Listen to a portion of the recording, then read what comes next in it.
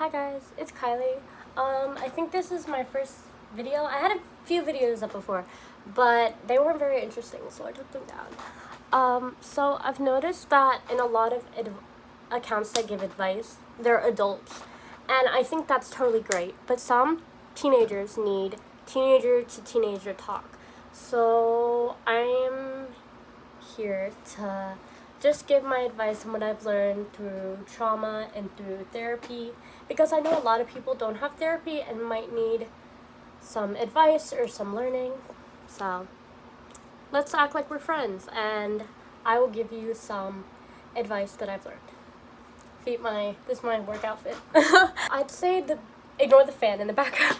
I'd say my number one thing is that not everyone is going to react the same way you do. And this is a huge one, because when I was in middle school, and even now, sometimes I'm like I need to tell this person to do this, because me personally, I would react like, oh, okay, no problem. Not everyone is going to react like that. And not everyone is different. You can't expect someone, if you tell someone to do something, you can't expect them to react the way you do. Like, I always want to be like, hey, why didn't you blah blah, and then you expect them to be like, oh, okay, I apologize. But some people aren't like that, sadly. You can't expect them, sadly, to be the way you expect them to be. You can only be the best version of yourself and show the best version of yourself. Another thing that I've learned is that I forgot. Another thing is, you can take care of people, but do not make it your whole personality taking care of people. For me, I am what they call a person who cares a lot. I took a test and it said I was blue, and they're like the care people. I don't know. I take AP Psych, so but I do care a lot about people, and I used to care so much that I would stop caring about myself. It is so important to care about yourself. You can still care about other people, but you need to prioritize yourself. You are the most important thing in your life. You need to prioritize yourself over everything. You need to take care of yourself. Some people need to just stop, look in the mirror, and realize that I need to do more for myself.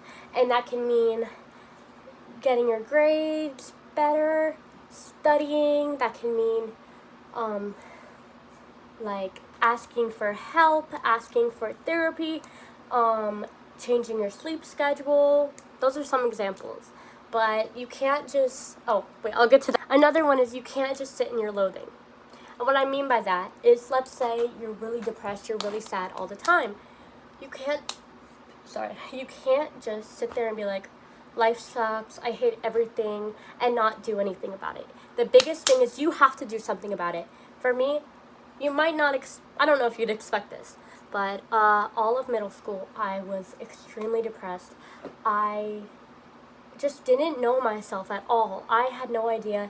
I had nothing for myself. And I just sat there, and I didn't even want to care about myself. And then when I came into high school, I was like, what am I doing? I was like, why am I just sitting there, and why am I just not doing anything about the way that I feel? And so I started doing stuff about the way that I feel.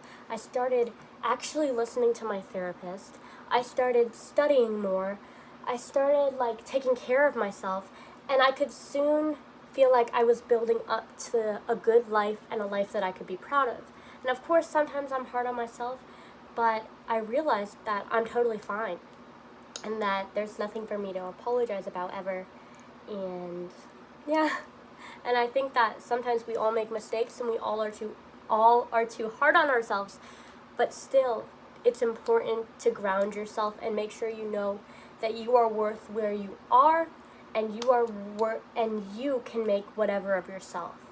You are your biggest critic, and if you are stuck in the pit, you need to bring yourself out of the pit. That the only person that can do it is you. Nobody else can do it. People can help, but it is your job. Another thing is that if someone says something rude to you, this one is kind of hard. If someone says something rude to you, you cannot react the way they want you to.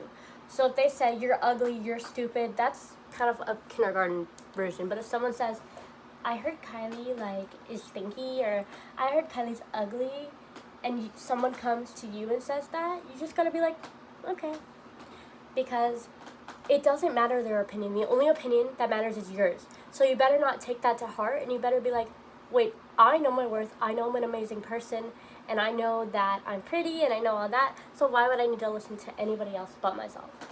The only person I need to listen to is myself, because I control how I feel. And I used to be very, very, is it called thin-skinned? Because I'm thick-skinned now.